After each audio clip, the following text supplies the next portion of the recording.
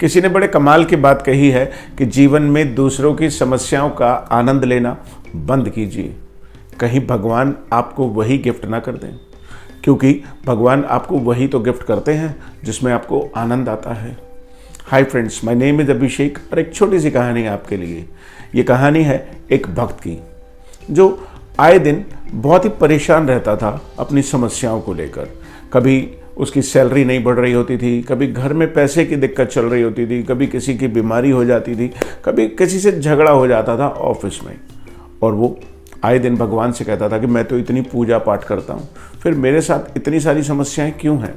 आसपास के लोग भी उसे मोटिवेट करते रहते थे, कभी तुम इतनी भगवान की पूजा करते हो, तुम्हारे साथ तो सब कुछ अच्छा ही होगा। लेकिन ये बात उसको समझ में नहीं आती थी। वो भगवान से अक्सर प्रश्न पूछता रहता था कि कब होगा मेरी समस्याओं का अंत, कैसे मुझे छुटकारा मिलेगा इन सब समस्याओं से। एक दिन वो ऑफिस गया, उसका ऑफिस में झगड़ा हो गया तो बॉस ने उसे निकाल दिया। अब निकाल दिया तो वो उदास मन से घर आया और पूजा करने बैठ गया। आधे घंटे तक पूजा करता रहा और फिर भगवान से बोला कि भगवान, मैं आपकी इतनी पूजा पाठ करता हूँ, फिर मेरे साथ ही बुरा क्यों होता है। आपको मुझे स्वप्न में दर्शन देने ही होंगे। मैं आपसे बात करना चाहता हूँ, आपको मुझसे बात करनी ही होगी। आपको आज मेरे सपने में आना ही होगा, मुझे आपसे बात करनी है। अब चूँकि जब भक्त भगवान से कोई प्रार्थना करते हैं तो भगवान उनकी सुन लेते हैं। उसी रात को उसे सपना आया और सपने में भगवान ने दर्शन दिए।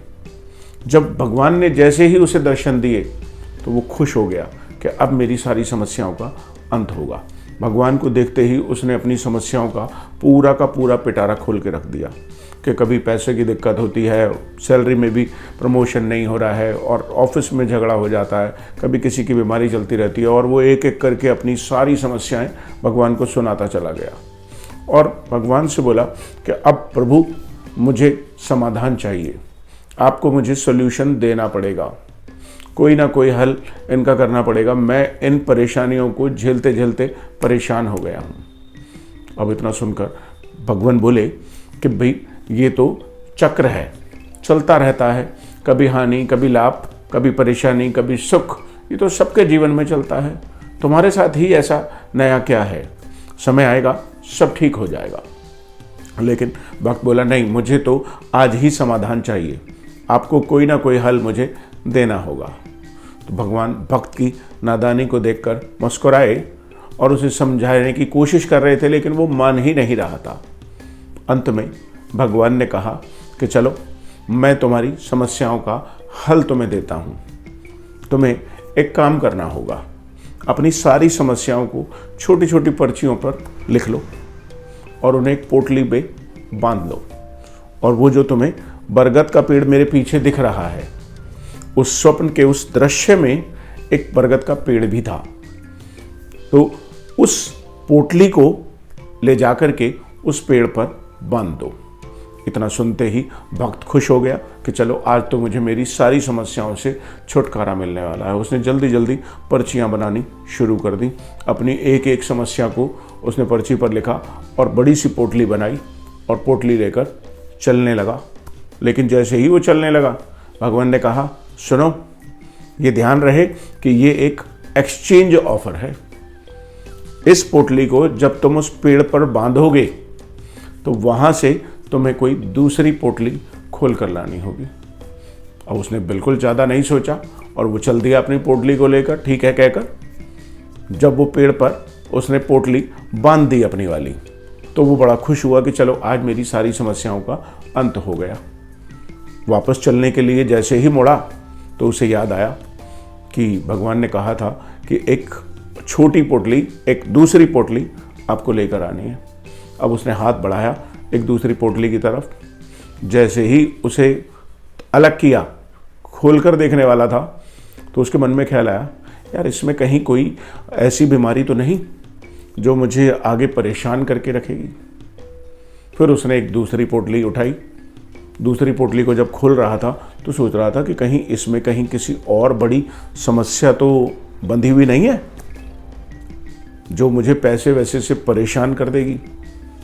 फिर उसने एक और पोटली चुनी उसे भी खोलने वाला था। उसके मन में ख्याल आया कि कहीं इसमें मेरे किसी अपने की डेथ की कोई बात तो नहीं लिखी होगी।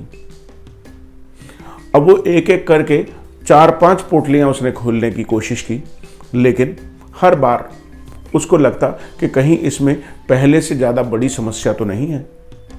अंत में वो भगवान से बोला, भगवान मुझे नहीं चाहिए कोई और पोटली, मुझे तो आप मेरी वाली पोटली ही लौटा दो, मैं तो उसे लेकर ही लौट जाऊंगा। इतना सुनकर भगवान बड़े खुश हुए और बोले, यही तो मैं सुनना चाहता था, यही तो मैं तुझे समझाना चाहता था कि हमें लगता है कि हमारी समस्याएं बड़ी हैं, लेकिन इस दुनिया में कोई भी ऐसा नहीं है जिसके पास कोई ना कोई समस्या ना हो।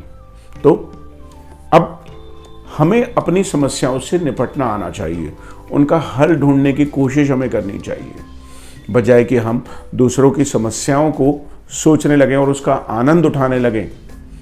इसके बजाय हम अपनी समस्याओं से लड़कर या तो हम निखर जाएंगे, और यदि समस्याओं को देखकर हम डर गए तो हम बिखर जाएंगे।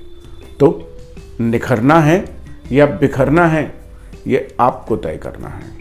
दोस्तों, जीवन में कोई ऐसा व्यक्ति नहीं है जिसके पास चैलेंजेस नहीं है, जिसके पास प्रॉब्लम्स नहीं है, जिसके पास इश्यूज नहीं है।